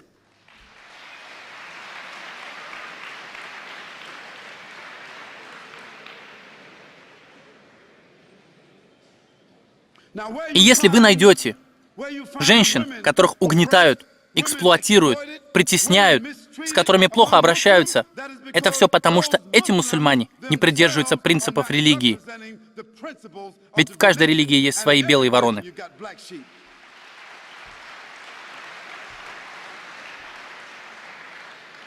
И опять, вы не сможете сказать мне, что 148 тысяч проституток, которые ходят по британским улицам, или 86 тысяч проституток, которые ходят по улицам Голландии, имеющие лицензии на это, вы не сможете мне сказать, что все эти маленькие молодые обнаженные девочки,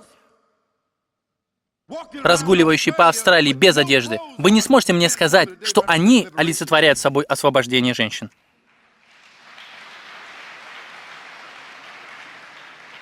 Вы не можете мне сказать, что 2350 абортов, убийств, который совершают эти девушки. Вы не можете мне сказать, что это показывает развитие, или что это показывает освобождение. Вы не можете мне сказать, что обнаженная женщина, которая сидит на батончике шоколада, голая женщина, которая продает зубную пасту и так далее. Вы ведь не скажете, что это указывает на эксплуатацию? Поэтому давайте начнем понимать это все в контексте. Давайте говорить об этих вещах правильно. Давайте будем справедливыми и объективными. И мы поговорим об этом еще немного, если хотите. Я хочу рассказать вам еще один факт. Еще один.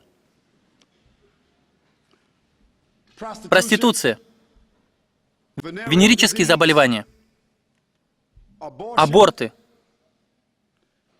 педофилия и жуткое количество изнасилований и похищенных детей, которые происходят в западном мире. Все это почти отсутствует в мусульманском мире.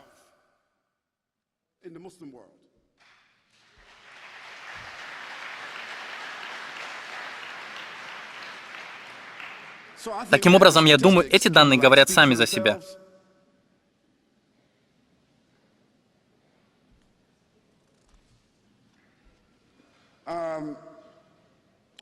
Пожалуйста, приведите мне какие-нибудь доказательства, как бывшего христианина, что Иисус не был перевоплощенным Богом.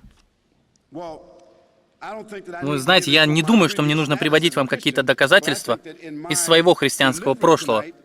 Но в своем сегодняшнем послании я привел качества и атрибуты всемогущего Бога, и нет даже намека из речи самого Иисуса Христа, что Он был Богом, человеком-Богом или перевоплощенным Богом. Потому что вся идея перевоплощения Бога была греческой концепцией, римской концепцией, языческой концепцией, если хотите. И она не имела никакого отношения к Иисусу. Почему вы говорите, что церковь говорит, что Бог оплодотворил женщину? Это не то, во что верит церковь. Вы знаете, откровенно говоря, то, что говорит церковь, и то, во что она верит, церковь стала говорить через 354 года после Иисуса Христа. Я не думаю, что 354 года после Иисуса Христа принципы, принятые на Эфесском или Никейском соборах, соответствовали 19 положениям, которые я могу вам процитировать, и в которых Иисус сказал о себе. Что, простите? Почему бы вам не выйти сюда?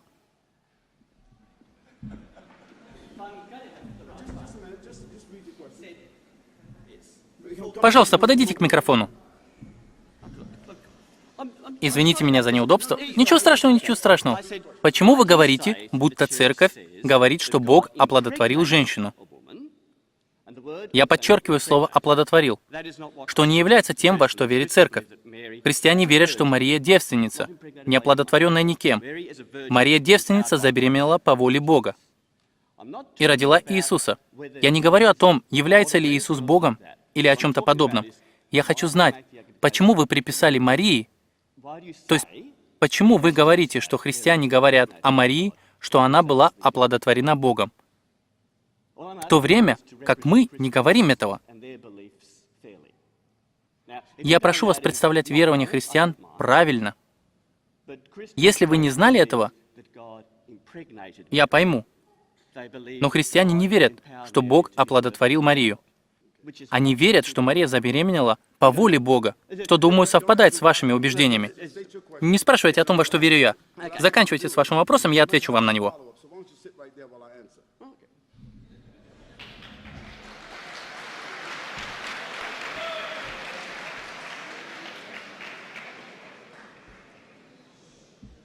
Если вам больше нечего сказать, то, пожалуйста, присядьте. Пока я буду отвечать, так как вы уже разворошили большой муравейник, и мы поговорим об этом. Концепция церкви относительно Марии говорит о том, что Мария является матерью Бога.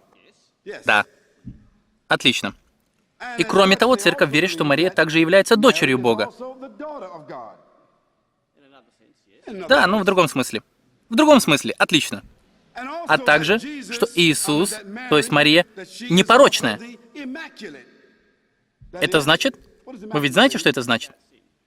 Безгрешная. Безгрешная. Правильно. Это означает, что как человек она идеальна. Да, отлично. Значит, как мать Бога, она мать Бога, являясь матерью Иисуса. Но он также является дочерью Бога, потому что Иисус Бог. Да, но я хочу получить возможность ответить на это утверждение. Извините меня, я просто отвечаю на ваш вопрос. Я никогда не говорил о том, что Церковь говорит, что Мария была оплодотворена Богом. Я этого не говорил. Вы использовали слово «оплодотворил», но я не это имел в виду. Вы извините, но вы использовали слово «оплодотворил». Позвольте мне объяснить вам, что это не мое понимание как христианина в прошлом, о том, что вы верите в то, что Бог оплодотворил Марию. Нет. Мы говорим, и наше понимание отличается от вашего. Мы верим, что Мария была оплодотворена Словом Бога, что Слово Бога было помещено в утробу Марии, и она забеременела. Но проблема в том, что преподобный, проблема в том, что это языческая концепция, когда у Бога есть мать, и одновременно она является его дочерью. Значит, Бог заперт Марии с обоих сторон. Мария является матерью Бога, с одной стороны, и она является же его дочерью с другой стороны. И в этом-то проблема. Здесь попахивает кровосмешением. Могу я на это ответить? Послушайте меня. Если я рассердил вас тем, что вы подумали, что я сказал об оплодотворении Богом Марии, то я беру свои слова обратно. И вы добились своего. Но вы лично сказали всем здесь, что Марию считают матерью Бога, и в то же время она дочь Бога. А мы отвергаем это. Вы также можете, как и я, арендовать зал, выступить с лекцией, и я буду задавать вам вопросы, потому что больше я их не принимаю. Хорошо, просто я хотел, чтобы вы прояснили утверждение о том, что Бог оплодотворил Марию. И вы сделали это. И я согласен ответить на вопросы о Марии как матери Бога.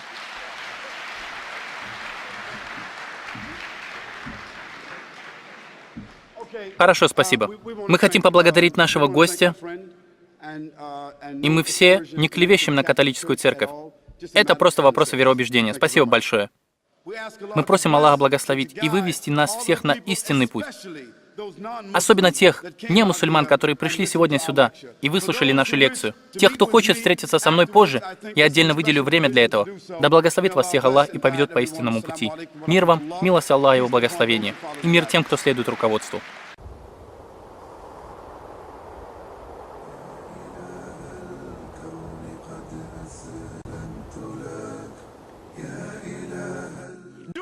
Делал все, что делаем вы и я. А по ночам выстаивал молитвы по 4 и 5 часов подряд. А на следующий день сражался в битвах, выстраивал армии, давал наставления и приказы, разъяснял Коран, улучшал нравственность людей. Как мог человек делать все это и при этом выстаивать по 4 или 5 часов в молитвах за всю ночь? Каким же должен быть человек, чтобы делать все это?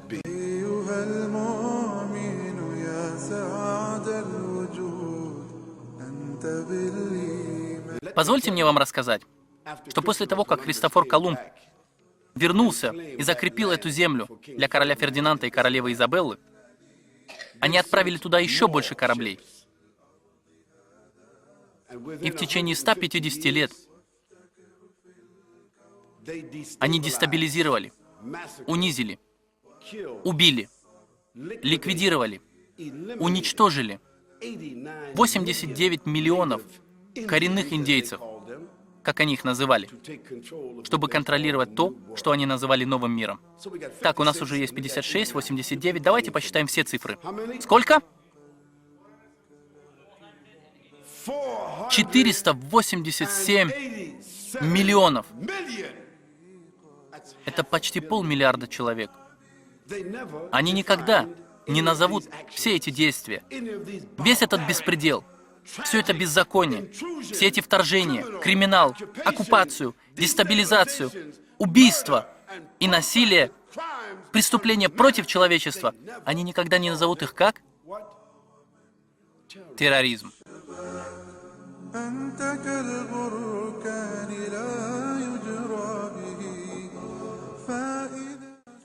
Это невероятно. Как понятие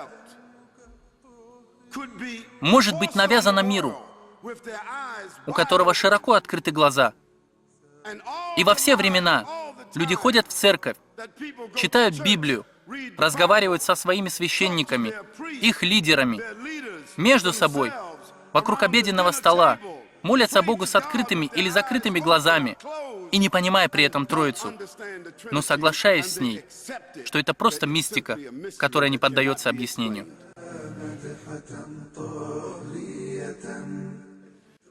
Позиция ислама относительно этого – это то, что в общем, роль мужчины – это защищать. В общем, по большей части, защищать, представлять. Как, например, вы никогда в истории не услышали бы, что одна страна идет с войной на другую страну, посылая против нее только женщин. Такого не было.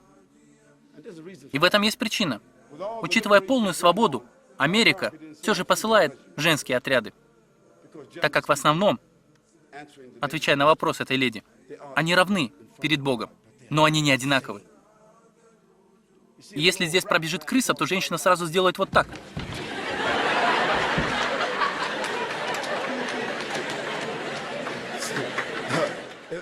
А мужчина сделает вот так.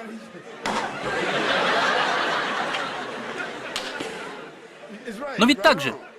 Неужели вы думаете, что если он совершит утреннюю молитву, он перестанет планировать ограбить банк? Или мужчина звонит женщине, или женщина звонит мужчине, они хотят встретиться. Итак, когда мы встретимся? До обеда или после обеда? Лучше в обед. Хотя нет, подожди, ведь полуденная молитва. Ну хорошо. Давай перед тем, как все это сделаем, сначала помолимся. Так что ли? Хорошо, помолились. Надо увидеться. У тебя или у меня? Нет, к тебе очень долго ехать, потому что уже время послеобеденной молитвы. Совершили молитву, увиделись у тебя дома. Что будем делать? Что-нибудь выпьем, проведем время. Ой, а уже время вечерней молитвы. Да не бывает так. Весь смысл молитвы, как сказано в Коране,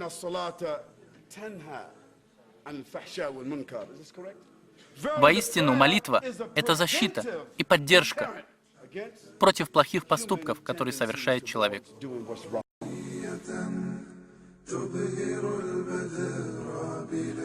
И в один день она проснулась, и она одевает никаб, и покрывается полностью. Больше никакой помады, больше никаких духов. Она больше не общается с мужчинами и больше не работает, так как она понимает, чтобы сохранить свою честь, сохранить себя, она остается дома и присматривает за ним. И ее муж говорит: что с тобой? Она отвечает: вчера я прочитала аят из Корана и прочитала хадис пророка, да благословит его Аллах и приветствует. И это заставило меня плакать и думать о моей религии. И я больше не хочу так жить. И он отвечает ей: тогда ты мне больше не нужна. Ты стала экстремисткой. И вот она уже стала чуждой. Хвала Аллаху. Если он бросит ее, мы просим Аллаха даровать ей такого же чуждого.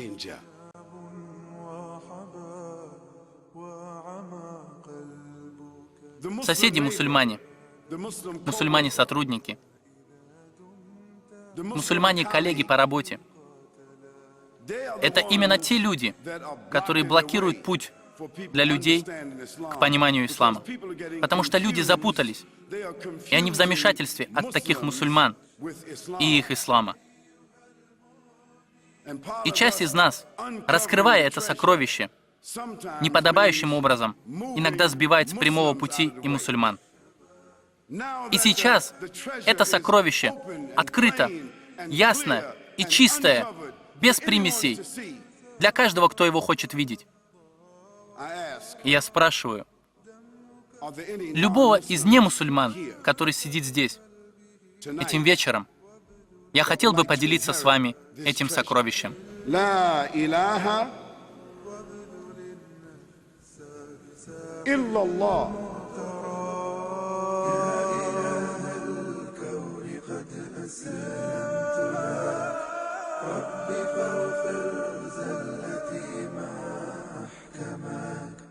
أبتغيها مدحة طاغية تبهر البدر بليل